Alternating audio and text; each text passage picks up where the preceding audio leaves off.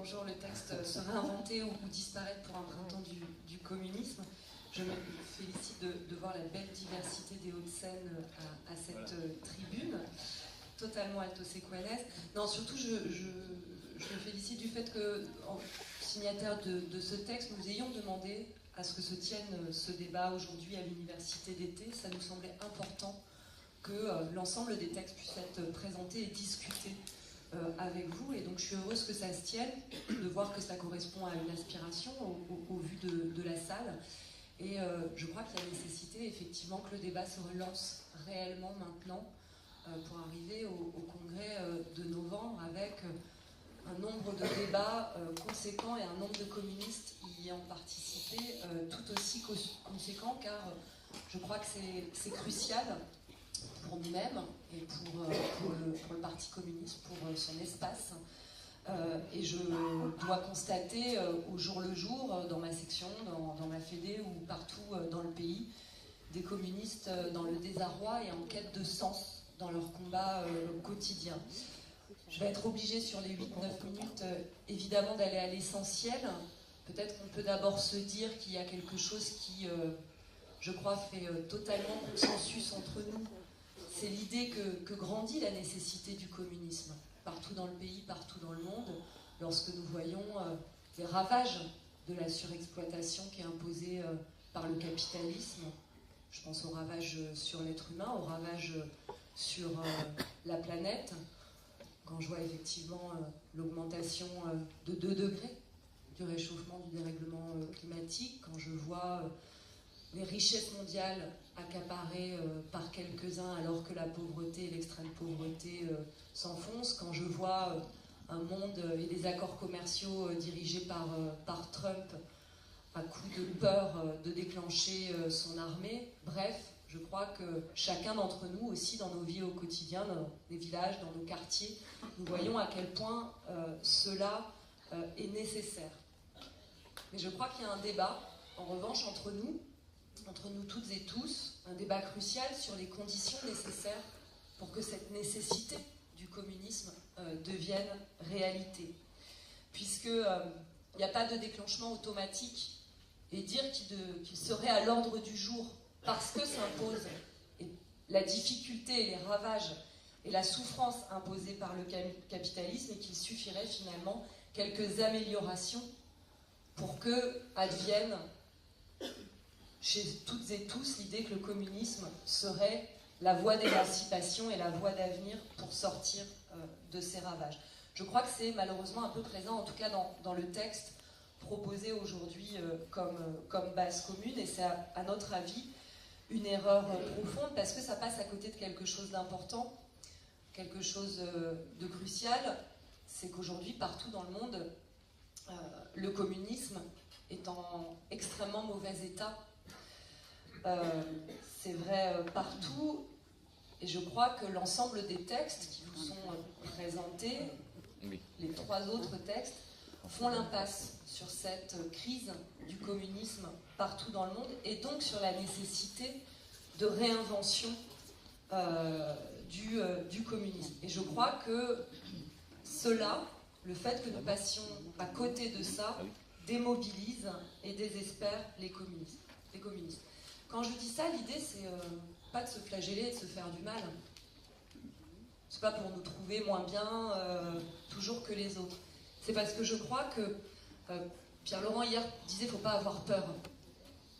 Moi je suis d'accord, la peur elle n'est jamais bonne conseillère, en plus elle n'évite pas le danger. En revanche, il y a besoin de lucidité si on veut avoir de l'ambition. Et je crois que les autres textes présentés, et nous sommes appuyés d'abord sur le projet de base commune, eh bien fait l'impasse sur cette lucidité pourtant nécessaire. Et puis, quand je parle de besoin de réinvention, c'est parce que je crois qu'il y a à la fois des pratiques, mais aussi des axes stratégiques qui nous ont poussés effectivement aux échecs, et que vouloir quelque part y revenir simplement en les fortifiant, comme ce que fait le texte présenté par Fred, où finalement la seule vertu ce serait de dire plus haut, plus fort, et en plus d'endroits, ce que nous sommes déjà, nous permettrait de sortir de l'impasse. Bien sûr qu'il faut faire tout ça, mais je ne crois pas que ce soit suffisant. D'abord parce que je crois qu'aujourd'hui, si une majorité de Français pensent que le capitalisme est néfaste pour leur vie, d'abord ils ne le croient pas majoritairement dépassable, mais en plus, ils jugent aujourd'hui extrêmement minoritairement le communisme comme une voie pour en sortir. Et donc forcément les écoutilles se ferment à partir du moment où nous annonçons cela. Voilà, donc ni statu quo ni retour en arrière est la manière dont nous présentons notre texte devant vous, car elle constitue à nos yeux des impasses en s'interdisant de comprendre pourquoi nous en sommes là. Donc besoin de réinvention. Je vais maintenant essayer d'expliquer ce qui pourrait, à nos yeux, redonner un sens et un avenir à notre idéal communiste autour de 4 questions qui nous semblent fondamentales. Je passerai plus vite sur certaines. D'abord, pourquoi devons-nous nous battre et comment chercher à résoudre les difficultés qui font qu'aujourd'hui nous sommes extrêmement peu entendus des classes populaires. Je vais forcément être un peu à la hache, vous m'en excuserez. Je vois 2 points dans cette première partie de pourquoi devons-nous nous battre. Rompre avec un processus, je dis bien un processus de social-démocratisation dans laquelle nous nous engluons, et en finir avec la hiérarchisation des luttes. De fait, évidemment, le terme de processus de social-démocratisation peut paraître excessif, mais il est une manière de dire qu'à force de mettre en avant la dimension institutionnelle de notre combat, et donc également la nécessité d'alliances majoritaires avec le PS, nous avons privilégié les batailles réformistes pour des mesures d'adaptation du capitalisme au détriment des objectifs révolutionnaires qui visent à son dépassement. Et peu à peu, nous sommes apparus comme un parti comme les autres. Il y a donc besoin de redonner sens à notre objectif communiste qui suppose de mener prioritairement la bataille sur des objectifs révolutionnaires. Je pense par exemple au besoin de libérer le travail de l'exploitation capitaliste par de nouvelles formes de socialisation de la propriété, l'extension à tous les salariés du salaire à vie, ont déjà, par exemple, conquis les fonctionnaires, et un statut des producteurs associés. Je vais évidemment vite, je suis sûre que nous y reviendrons. Je pense également à la 6e République. Nous voyons par exemple très récemment avec l'affaire Benalla à quel point il n'est pas simplement nécessaire de redonner du pouvoir au Parlement, et en tant que parlementaire je dis que c'est nécessaire évidemment, mais à quel point il faut de la délibération des citoyens permanente et permettre d'inventer cela. Est-ce que vous pouvez juste me dire à combien j'en suis? Oui, encore 2 minutes. Ah oui, il faut que j'aille très très vite. Enfin ça c'est sur 7 minutes. Ouais, donc il me reste 4 minutes. Sur hiérarchisation des luttes et le besoin d'articuler, je vais le dire comme ça.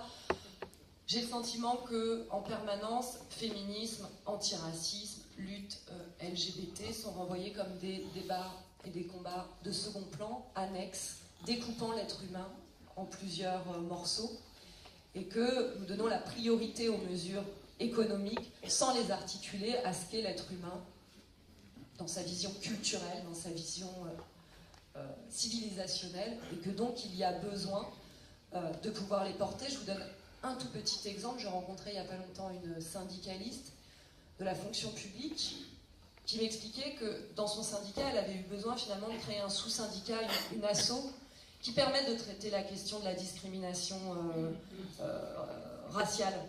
Parce que c'était pas assez bien pris en compte dans son syndicat et que c'était pas prioritaire pour eux dans le combat. Je crois que pour une part, ça nous touche également cela. L'autre point, c'est la question écologique. Et pareil, je vais y aller peut-être un peu trop à la hache, mais dans nos textes de congrès, nous laissons croire que nous avons fait quelque part notre mise à jour écologiste. Et que nous le serions devenus et nous ayons tiré un trait sur notre passé productiviste. Sauf que dans la tête des gens, cette mise à jour n'est pas vécue comme étant faite. Et qu'à chaque fois qu'il a fallu prendre des décisions qui permettaient d'envoyer un signal de ce type, notre parti ne l'a pas fait. Je pense évidemment, je vais prendre 2-3 exemples. Je pense à Notre-Dame-des-Landes, je pense à nos prises de position sur le nucléaire ou sur le glyphosate. Voilà 3 exemples qui permettent de dire les choses telles quelles. Je ne m'arrête pas sur le besoin d'un processus révolutionnaire, démocratique et citoyen. Je dis quelques mots sur le rassemblement de la gauche et des forces antilibérales. Moi, j'ai adhéré tout de suite après 2005 au Parti communiste. Après cette belle bataille, pour le coup révolutionnaire, et on le voit aujourd'hui contre le TCE, de forces antilibérales qui avaient décidé de se mettre à égalité, pour lequel le Parti communiste d'ailleurs avait contribué à cette égalité et qui avait contribué à gagner. On est sur une longue période, 2005-2018, sur ce rassemblement, avec des avancées, des ruptures, des moments compliqués, des moments où on avance. On est dans un moment dur. Mais on est aussi dans un moment dur avec un potentiel important, parce qu'en 2017, il s'est passé quelque chose d'important. C'est un curseur qui a changé à gauche. Un curseur plus antilibéral. Mais une gauche dans le mauvais état. Ça, c'est évident.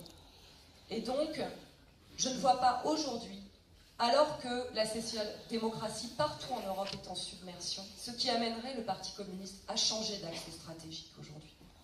Et donc, il faut renforcer cet axe stratégique de rassemblement des forces antilibérales. Le périmètre, je crois, la question du périmètre ne suffit pas à régler la question, mais nous proposons dans notre texte un front commun de ces forces qui garantisse à chacune d'elles, dans le respect d'un socle commun, une entière liberté d'action et qui permet le libre engagement des citoyennes et des citoyens. Je ne peux pas aller beaucoup plus loin. Simplement, je veux dire à quel point la transmission, pour nous, est une idée, je crois, majeure et doit faire partie de notre ADN. Le fait qu'on se dise à un moment, et je l'ai entendu lors de mes AG, eh ben on est à 1%, on est à 2%, ouais mais c'est pas grave, parce qu'on est fiers de pouvoir encore donner nos idées, c'est encore possible de les dire. Mais moi, je suis pas... Enfin, moi, ma fierté, elle se situe quand je rencontre quelqu'un qui développe une idée communiste sans même savoir qu'elle l'est. Et que cette idée qu'on transmet quelque chose dans la société, que ça infuse et qu'on vérifie en permanence, que nos idées, on permet que la théorie, elle écoute ce que le monde dit à cette théorie, et qu'on soit en capacité en permanence d'actualiser, de travailler avec les citoyens, les citoyennes, les travailleurs et les travailleuses, à créer ces idées communistes et à pouvoir les développer et les imposer, voilà où je situe ma fierté et où je crois que nous pouvons aller avec espoir et ambition.